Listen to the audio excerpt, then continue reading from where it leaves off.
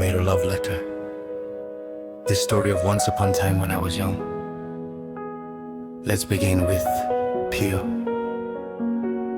तिमीलाई सायद कहिले थाहा भएन, तर मेरो हरेक मुस्कानको कारण तिमी थियौ। पहिलो पटक तिमीलाई देखेको दिनदेखि मेरो मनले तिम्रै नाम लेख्न सिक्यो।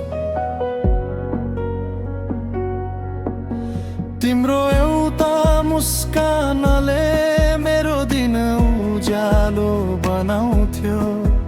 तिम्रो एउटा शब्दले मेरो मन खुसीले भरिन्थ्यो। तिमीलाई माया गर्नु मेरो रोजाइ थिएन, यो त मेरो मनले आफै गरेको निर्णय थियो। सायद म तिम्रो लागि खास थिइन, तर तिमी मेरो लागि सबै थोक थियो। मेरो हरेक सपना, हरेक प्रार्थना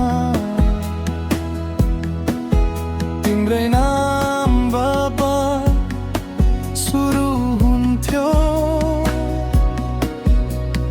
मसँग तिमीलाई दिन धेरै कुरा थिएन,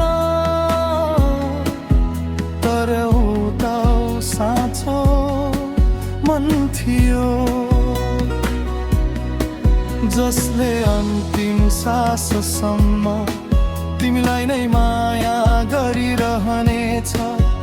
यदि कहिल्यै मेरो माया सम्झियौ भने यति मात्र सम्झनु, कसैले तिमीलाई निस्वार्थ निष्कपट र सधैँका लागि माया गरेको थियो। तिमी खुसी रहनु, त्यही नै मेरो सबैभन्दा ठुलो चाहना हो। किनकि साँचो प्रेमले पाउनु भन्दा पनि खुसी देख्न चाहन्छु। सधैँ सधैँ तिमीलाई माया गर्ने एउटा मन, चार्ट र दस्तर लिन म स्टोरमा उभिएको थिएँ। भाग्यले त्यही दिन तिमीलाई भेटेको थियो। कक्षाको पहिलो दिन पहिलो प्रवेश तिम्रो, त्यो एउटा मुस्कानले मेरो संसार बदलिएको थियो। पहिलो नजरमै मन कतै हरायो, तर तिमीले कहिल्यै फर्केर हेरेनौ। दिन बिते, वर्षहरू पनि बिते, मेरो माया भने कहिल्यै घटेन। कहिले पेन माग्यो, कहिले नोटबुक, सानो बहानामा तिमी नजिकाउने गर्थ्यौ। म मूर्ख झै हरेक सङ्केतलाई प्रेम ठाने। तिमीलाई विश्वास गरेर सपना बुन्दै गई। मेरो लभ लेटर तिमीलाई कहिल्यै पुगेन, तर हरेक शब्दमा तिम्रै नाम लेखिएको छ।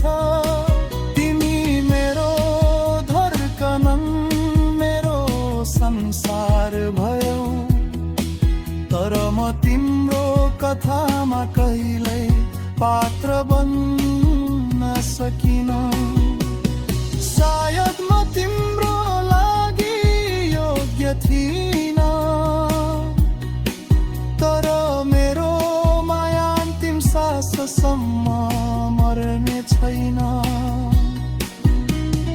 भगवान् श्री कृष्णको निर्णय सधैँ शुभ हुन्छ। यदि हाम्रो भेट नियति थियो भने बिछोड पनि आशीर्वाद नै होला।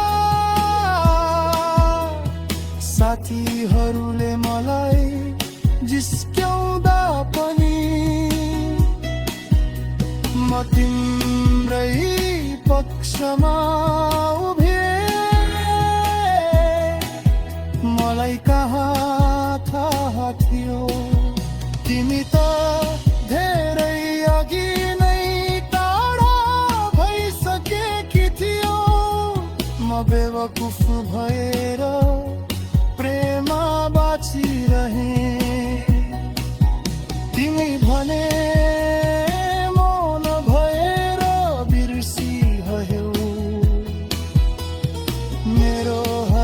प्रार्थनामा तिमी थियो। तिम्रो हरेक निर्णयमा म थिए कि थिइन थाहा भएन। सिकायौ तिम्रो मायाले यो कविता लेख्न, त्यही शब्द आज तिमी प्रति सधैँ समर्पित। जीवनभर तिम्रै नामको दीप बालिरहनेछु। मेरो प्रेम, मेरो श्रद्धा रोसैले समर्पित। आज पनि कक्षाको त्यो पहिलो दिन सम्झिन्छु। स्टोरको त्यो कुनामा उभिएको केटो सम्झिन्छु। प्रेम अधुरो रह्यो, कथा अधुरी रह्यो, तर भावना कहिले अधुरी भएन। यदि अर्को जन्ममा फेरि भेट भयो भने पहिलो नजरमै फेरि